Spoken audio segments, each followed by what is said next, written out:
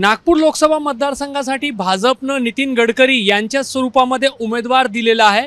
मात्र काँग्रेस पक्षाकडून अद्यापही उमेदवार जाहीर झालेला नाही।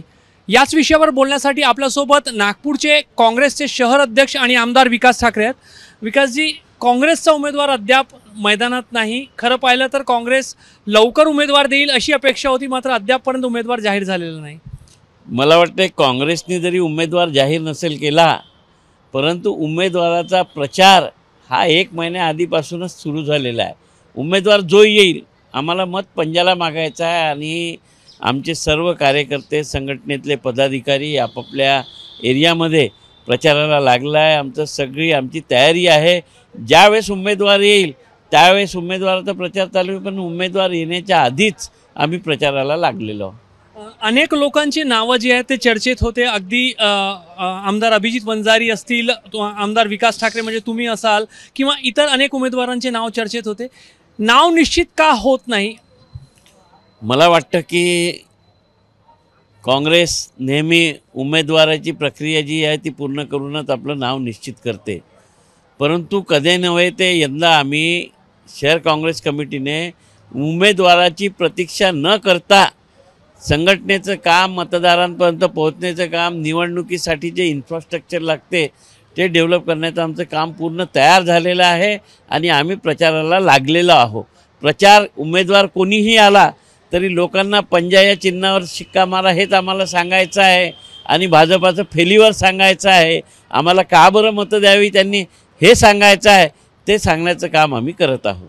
असं ऐकिवात आहे, चर्चा सुरू आहे की जे सगळे तुम्ही एक जे पॅनल सुचवलेला होता, ज्या उमेदवारांचे नाव, संभाव्य उमेदवारांचे नाव पक्षश्रेष्ठीने सुचवले होते, त्या सर्वांनी निवडणूक लढण्यास आमची तयारी नाही, आमची इच्छा नाही असं कळवलं आहे। गडकरींच्या विरोधात निवडणूक लढायला तयार नाही अशी स्थिती आहे का? मला असं वाटते की निवडणूक लढण्यासाठी इतके लोक उत्सुक आहे की 21 जणांनी फॉर्म घेऊन गेले आमच्याकडनं आणि त्यांनी आम्हाला त्यांची नावं आम्ही प्रदेश काँग्रेस कमिटीला पाठवले आणि लोकसभेची तिकीट ती काँग्रेसची मिळत असेल आणि कोणी लढायला तयार नाही असं कधी होऊ नाही शकत। हा नागपूर शहर काँग्रेसचा बालेकिल्ला आहे।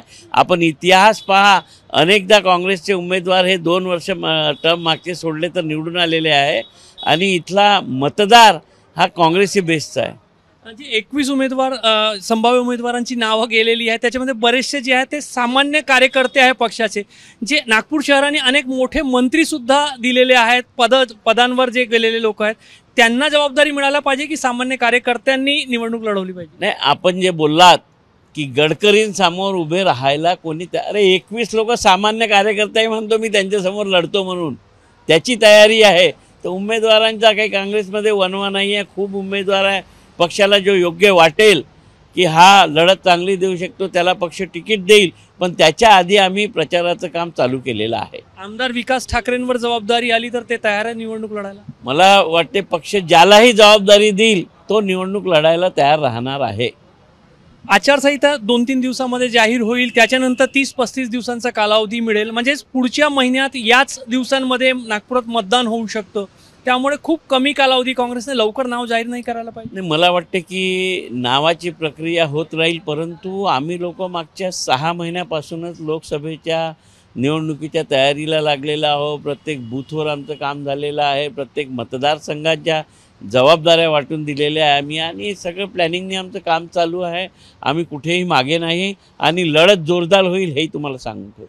रामटेकमध्ये मागच्या वेळेला अगदी अर्ज दाखल करायची वेळ आली होती, मात्र बी फॉर्म कुणाच्या नावाचा अशी एक स्पष्टता नव्हती। पुन्हा तसं नागपुरात होणार तर नाही? नाही, ती रामटेकची बाब होती, परंतु नागपूरच्या बाबतीत तसं काही झालेलं नाही।